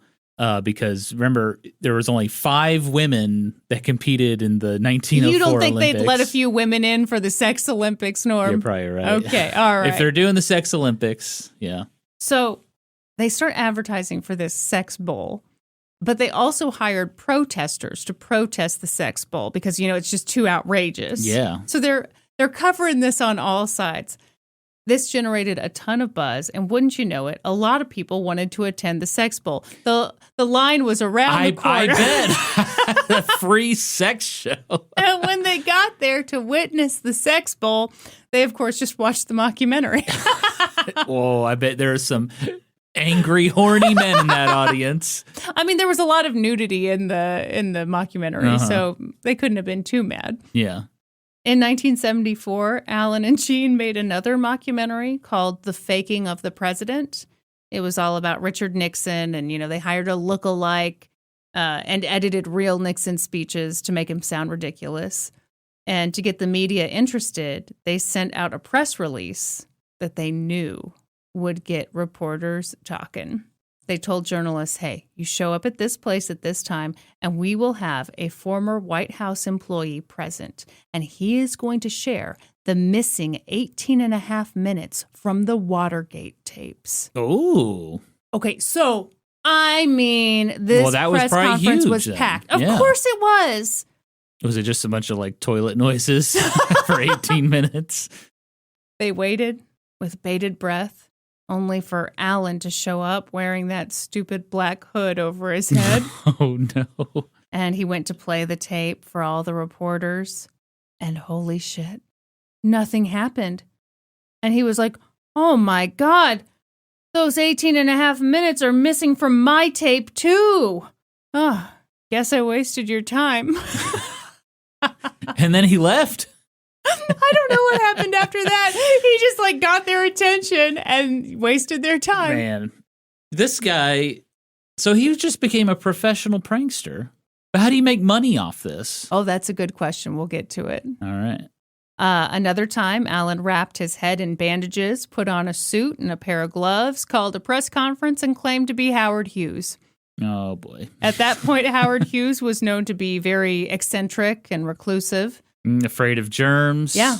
Yep. I think he wore, maybe this is just on The Simpsons, but he wore tissue boxes on his feet. And is that real? I know Mr. Burns did that. At the fake press conference, Alan Abel, posing as Howard Hughes, announced that he was going into cryogenics and that he'd be thawed out in 30 years when the air would be much cleaner and the stock market would be higher. And the media reported that story. They bought it hook, line, and sinker. They thought he was Howard Hughes? But he looked way younger than Howard Hughes, probably. He was covered in bandages. He covered his entire face.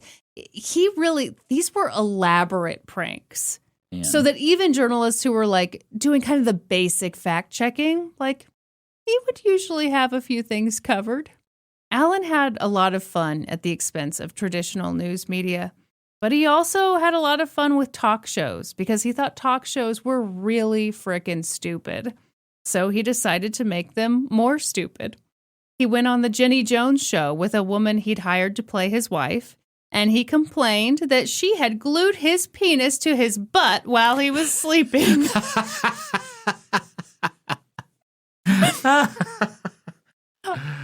Oh, God. That's great. Arguably his biggest talk show moment came in 1985. That year, Phil Donahue moved his show from Chicago to New York. It was a big deal. There was all this hoopla about the fact that now that he's in New York, it's going to be live in front of a live studio audience, airing live. Oh my gosh, anything could happen. What's going to happen? We don't know.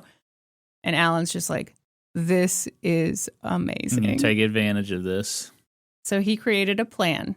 The plan was called Fight Against Idiotic Neurotic Television, a.k.a. FAINT. Mm-hmm. So for that first live show in New York, Alan had 7 people in the audience of the Phil Donahue show. The episode was about gay senior citizens. People were going to, I guess, come out on TV. Senior citizens, specifically. Yes. Yes. And like all good talk shows of its time, the Phil Donahue show provided audience members with an opportunity to stand up and ask a question of the guests. Do you remember this part of those shows? Yeah, of course. So, one woman, she had a question.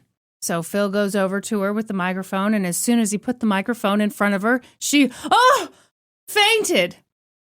It was shocking. Everyone was like, oh my God, what just happened? But they got her help, and then Phil went to someone else who had a question.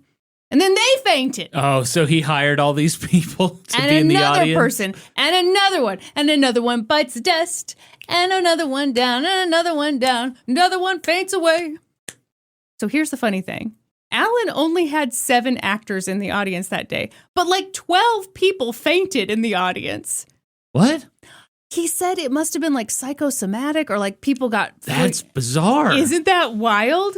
But this was a live TV disaster. People kept fainting until they evacuated the studio audience.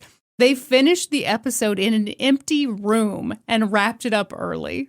That's wild. Have you ever seen videos of goats fainting? Of course I have. Oh, man.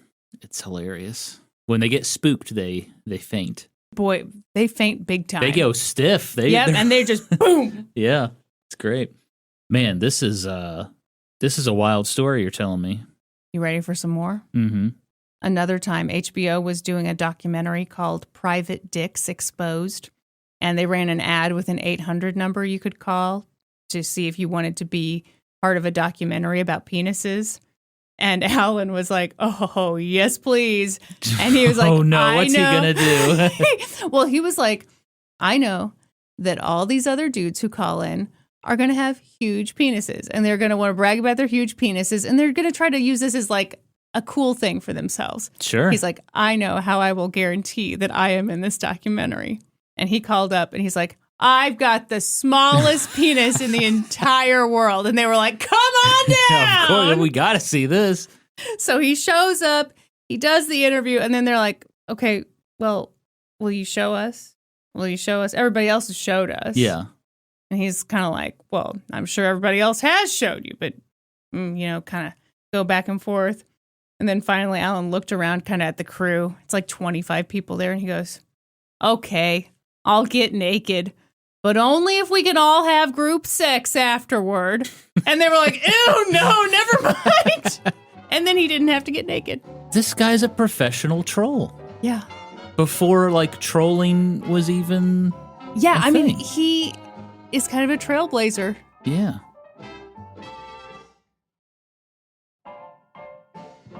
Okay, so I'm going to ask again, how is he making money doing this?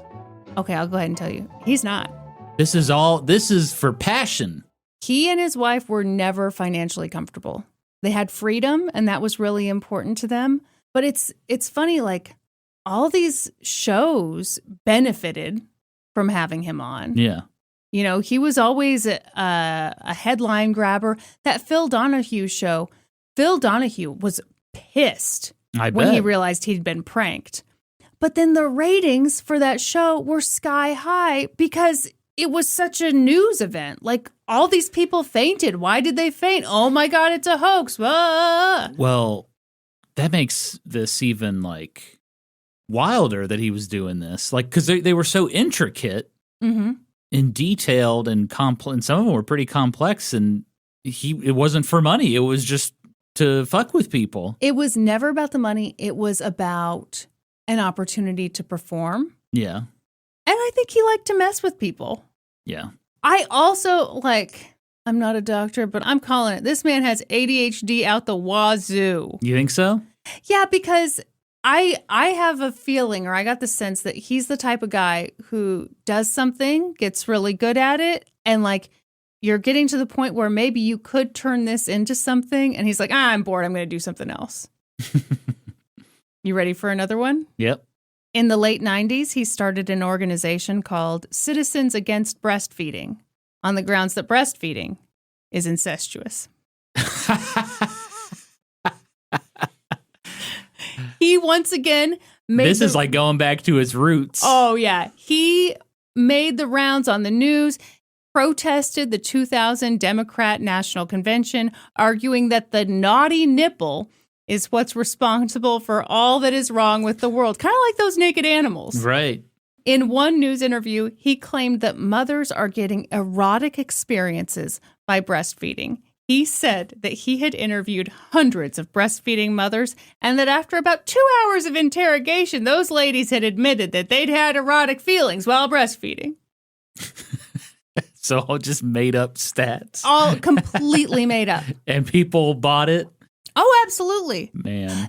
So this one, I have to admit, I did not like as much because, the people getting mad are women who have to deal with bullshit because, that's the annoying thing is that there are people who are weird about breastfeeding and want to sexualize breastfeeding. Sure, yeah. And so, women would get really mad at him.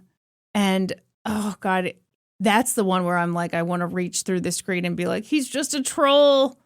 Save your anger. Right.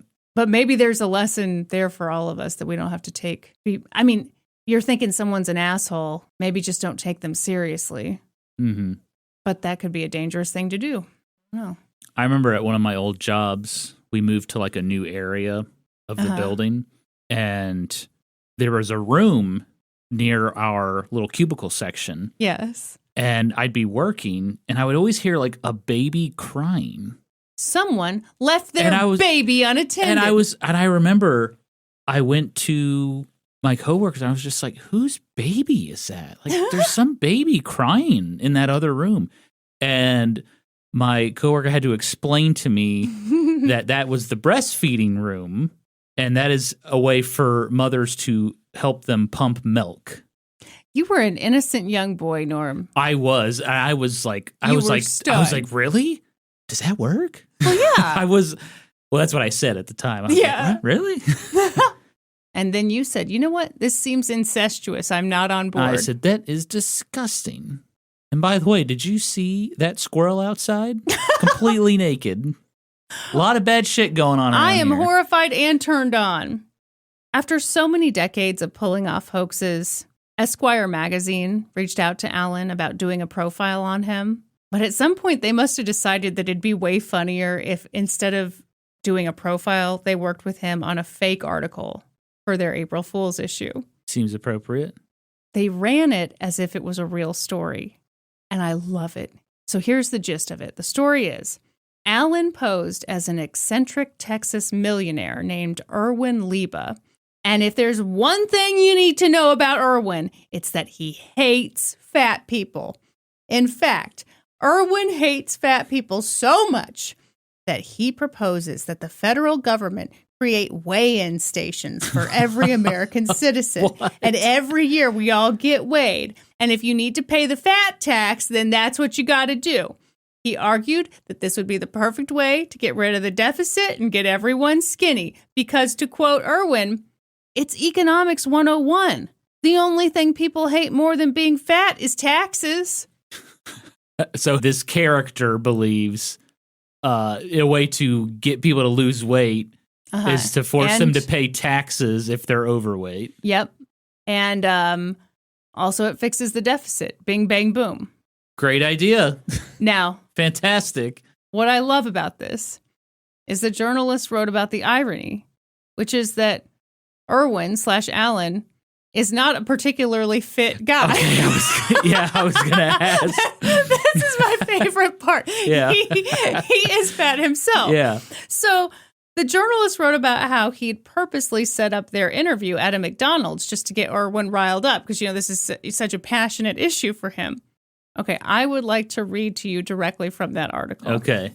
To provoke him, and also because I'm hungry, I'm nibbling on a large order of fries while we talk. It's funny already. I'm in the middle of a question about his libertarian critics when he reaches across the table, grabs a handful of my fries, and shovels them into his mouth. I'm floored. It's like I just watched the drug czar take a bong hit. Before he has even swallowed, he slams his fist on the table and curses himself. Erwin, you're a goddamn good-for-nothing hog fucker. He pulls out a billfold thick with Franklins and counts out 4 of them, then reaches over and tucks them into my breast pocket. Hog fucker.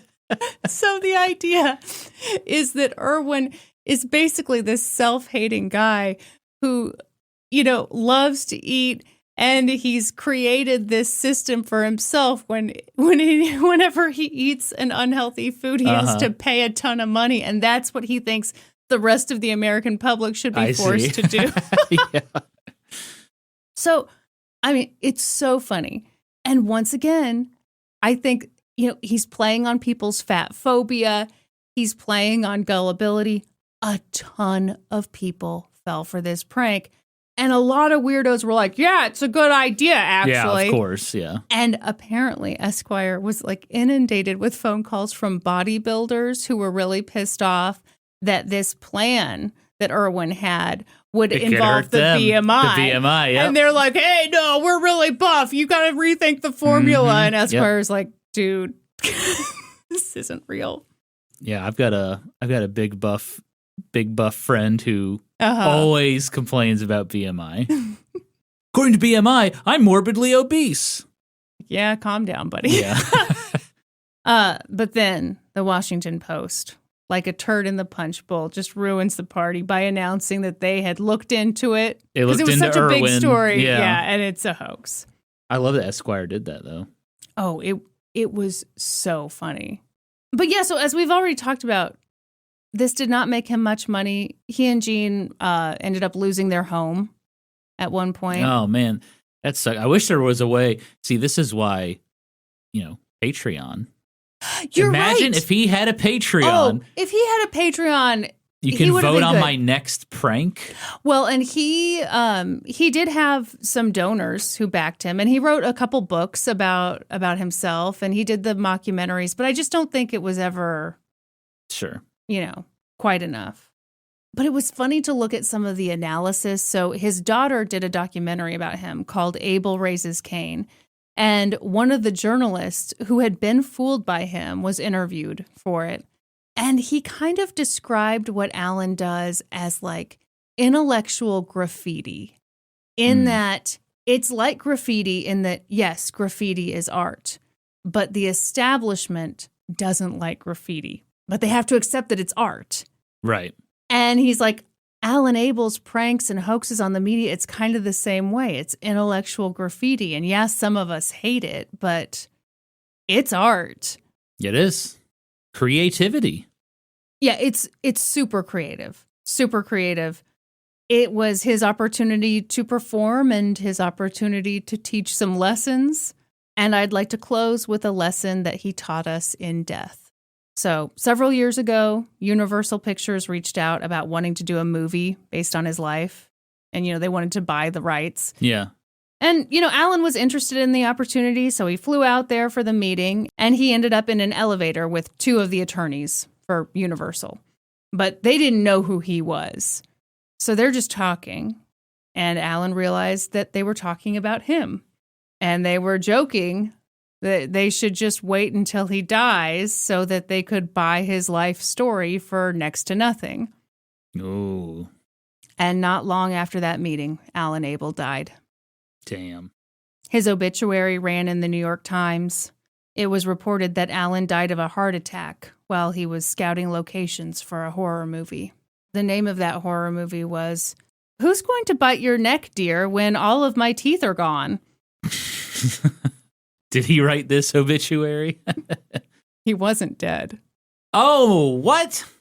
Pranked you! Oh, man, you got me. I was feeling a little sad over here. After all the obituaries ran, he held a news conference to announce that he was alive. And he joked that faking his own death had been a tremendous undertaking. He had friends lie on his behalf. He'd even put a down payment on a wake so that if the New York Times called and checked it out, they could talk to an undertaker who was really just his buddy. He had a phone line set up for this. Wow. Newspapers were very annoyed and very embarrassed. Got him again. It was the first time the New York Times ever had to retract an obituary. Wow. Alan Abel actually died 40 years after he faked his own death. He passed away in 2018. He was 94 years old. And this time, the New York Times triple-checked their sources. I bet. His obituary ran under the headline, Alan Abel, hoaxer extraordinaire, is on good authority, dead at 94. And that is the story of a legendary prankster. Woo! That's wild. Isn't that kind of amazing? It's hilarious. Yes. Yeah. Great job, Kristin. That story's right up your alley. I mean, I don't even know how I came across that story, but I was How did you? It was in one of those like there was like an old book of pranks and hoaxes that was like in the library. And it was one of those books that was so old that it talked about Alan Abel as if like we all know who that is. Because at one point, he was a pretty big deal. But I was just like, I've never heard of this guy. I was stunned that he tricked all the big names in media with such a ridiculous premise. Yeah. So many times. See all the great things that happens when you go to the library. So many great Having things. fun isn't hard when you've got a library card. Sing it with me, folks. That's what's also great about an old-timey podcast is that we can do a 5-part look at the life of Pocahontas and then talk about a fake organization that wanted to put clothes on animals. And they did. In many ways, they did. Mm-hmm. Okay, now. We have reached the time in our program where we go to our Discord. That's right. And this month, I asked the question, what's your worst holiday gift? Tell us all about it. And now we are going to read some of your answers. Well, before we get into these answers, Kristin, can you think of your worst Christmas gift? God, I can't. Can you? It might be Grandma's singing magnets. Yeah, I thought you liked the singing magnets. I mean, they're entertaining for like 2 seconds, but yeah. Here's the thing. My grandma and grandpa would always send us pretty nice gifts every year. And so this expectation of like what we were getting happened. And then one year we just got singing magnets and that was it. And I was just like, oh, okay. But like, I don't think I've ever gotten like a truly awful gift. Yeah. So you can't think of one? I can think of one. Is it one I gave you, Kristin? Yes. All right, go ahead and tell the story about how I ruined your Christmas. Everyone. A couple years ago, Norm got me a jug of iced coffee for Christmas, and that was it. Now, wait a minute. Let's add some context. Don't make me pull out the context shirt. Please do. Okay. We each got each other one gift. Right. That was the rule. Mm-hmm. And I think we had even had a money limit, right? I don't think so. Don't think so? I don't think Well, anyway, Kristin loves iced coffee. I do. Loves iced coffee. And so I found this iced coffee company that sells you like this giant box of iced coffee. And it's supposed to be really good. And I was like, oh, if she really likes it, maybe she can do their subscription program. They'll send you this every month. Yeah. And so, yes, I got her a giant box of iced coffee. I guess she didn't appreciate it, History Host. Everyone, I was such a baby. I think it was just an expectations thing, much like the singing magnets. And I do like iced coffee. But yeah, I think I held it together and then I went and cried. She did. It'll be lonely this Christmas. I cried as I sipped my jug of iced coffee. She did, and she really enjoyed the iced coffee. She just wanted more. We have created clearer expectations about gifts. Then. Much healthier. Much healthier. It's a much healthier way of doing things. Yeah, that way no one's crying in the bathroom on Christmas Day saying, I'm fine, really. All right, so we've answered. Now, what do the history hosts say in our Discord? Oh, Fan Kalen has a great answer. My great-grandma gave me Victoria's Secret pink undies in a box that said yummy. Ew. From great-grandma. Oh, my. Maddie the Menace says, my sister gave me 2 dead AA batteries in a shoebox. Granted, it was an inside joke referencing the SpongeBob episode where Mr. Krabs puts dead batteries in his pocket to give Pearl for Christmas and SpongeBob thinks he's a robot, but it's still one of the funniest bad presents I've ever gotten. Ooh, Horno for DiGiorno, great username, says, an ex bought me the exact same dress and shoes that his mom had Oh. We broke up a few weeks later. Yeah. Listen, imagine if I bought you an outfit that my mom wore. I mean, I had a boyfriend once who bought a pair of earrings for me and a matching pair for his mom. Oh, that's weird. Yeah, I think it's just like, I don't really know what to get people. Oh, here's this one thing. My mom says she thinks Kristin's really going to like it. You know what? Bing, bang, boom. Maybe she'll like it too. Yeah, she'll like it too. Yeah. Easy peasy. Tilda Ludi said, one year when I was 10, I got a chess set. I had no interest in playing chess. There's still a picture of me crying while holding my gift. Not chess, anything but that. On the opposite spectrum, do you remember that video of the kids getting a Nintendo 64? Oh, yes. Glorious. My favorite is when he raises his fist in the air. He's like, yes!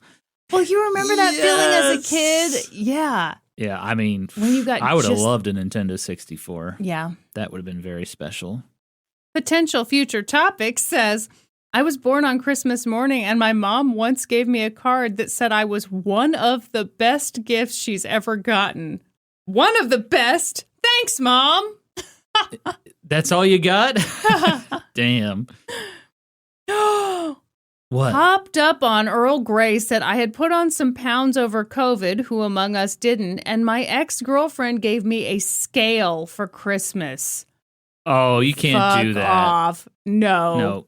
That's the worst. Are out of here. Yep, you gotta go. Here's how I'm gonna lose some dead weight. Get out. Hey, there you go. I don't need the scale. Vandalay Industries says a clearly used Hello Kitty shirt that was 2 sizes too big. I have never shown interest in Hello Kitty as I am an adult. Hey, those Hello Kitty characters are very cute, but yeah, that is an odd gift. Mm-hmm. Spill the Bean says, a girl I grew up with gave me a picture of herself. We did not get along and fought all the time. That is a strange gift. Oh, no. Doodaloo says, my dad got me one of those blankets from Facebook ads that says something like, don't you ever look sideways at my daughter or you'll be in a grave. It fell apart in the first wash and was super ugly, and he was simultaneously running up credit cards in my mom and grandma's name to buy the junk from Facebook. Oh, that is the worst. Oh, Facebook. Anything from those Facebook ads. Yeah, my mom got duped by a Facebook ad. She thought it was Carhartt. Turns out it was Char-Shart. Hey. Yeah, my mom bought us stuff from what she thought was Carhartt. Right. And I remember we were home and she was like, your gifts are going to be late because they're coming from China. And we were all like, what is this? I just thought, what in the world are we getting? And they arrived and yeah, they were bootleg Carhartt jackets. I mean, mine, the Carhartt sticker was like, well, sorry. Let me backtrack. It was just a Carhartt sticker on like a generic not jacket. The label. Yeah. Yeah. My poor mom. She was so embarrassed, but I mean it sucks to get scammed. Yeah. Well, I asked her like, where did you buy these? And she was like, I saw this Facebook ad for it and I thought they looked really cute and comfy. And yeah. To be fair, they did look very cute and comfy in the ad if they were actual Carhartts, but yeah. The ads always look good. Mm-hmm. California says, when I was 16, my grandmother gave me one of those giant Barbie heads that you're supposed to like braid her hair and whatever. Oh, I had one of those. I loved it. Really? She said, I know you were getting interested in like beautician things. Your mom said you wanted stuff like this. What I had actually asked for was cosmetics, Fenty, Clinique, makeup. Instead, I got a practice head where makeup was applied by using hot and cold water. Oh. It's funny now, but at the time, I was so mad. Wait, how old was she? 16. Oh, yeah, I had that when I was like 6. I loved it when I was 6. Big difference. Yes. Yeah. Brooke Isn't Famous says, one year I got the free $5 gift card that came with the purchase of my sister's gift from Barnes & Noble. Oh. That hurts. Is that it? That's what she got. Oh. Oof. Electress says, in 2020, my wife of 17 years asked for a divorce. Oh. That was the worst present ever. Then, when it was finalized the following December, it turned out it was the best present ever. Oh, I love a happy ending. That's right. I mean, that would be a terrible Christmas. It would be a horrible Christmas, but it's one of those things. If somebody wants to dump you or end a relationship, it's always for the best. Mm-hmm. Yeah. And you can just sing, "It'll be lonely this Christmas." Yeah, sing it to them when they request a divorce. That's your instant reaction. And they'll say, "What am I saying? I've got to stay with you." And you're like, "Nope, you already said it. No takebacks." Yeah. Meaty Boy Keto Diet said, a few years ago, my uncle pulled me to a side room and gave me a pocket pussy. As a young gay man, I thought it was funny, but a weird gift. Threw it into my suitcase to hide from my parents and forgot about it. Until TSA at the airport pulled me to the side to go through my bag. Oh no, because they saw something suspect on the x-ray machine. Very small airport with only one security line, so everyone was behind me while TSA went through my bag, proceeded to pull out a giant pink pocket pussy out of my suitcase. I don't know who was redder, me or the TSA agent. Embarrassment was palpable. Oh no. TSA. Oh, no. Remember when TSA searched God. your suitcase? Your suitcase kept going off in the security. Every time we traveled, Yeah. And it was always that hotel security door lock thing. Yes. And it was pink. Yes. Because it was for women, I guess, on Amazon. Yeah. And they thought it was like some weird sex handcuff thing you had. The most embarrassing part was I kept getting stopped at TSA, and they would go through all my stuff. They'd finally get to that thing, and they'd look at it and look at me, and I'd explain what it was, and they'd give me a weird look and then send me on my way. And finally, I think I just asked the Kansas City airport guys, I think I just said, it's not a weird sex thing. Yeah. And he laughed in a way that indicated that he absolutely did think it was a weird sex thing. And so I was like, just throw it away. Because, I mean, that's too embarrassing. Yeah. Go ahead and break into my hotel room at this point. I'm too embarrassed to protect myself. This is better than getting stopped by the TSA every time. Crystal D, 1999, says, I remember my worst Christmas gift, and I'm still pissed about it. My husband gave me a little box that I thought was a new wedding ring. It was instead a picture of the ring he was going to have made for me. You want to know what I've never gotten?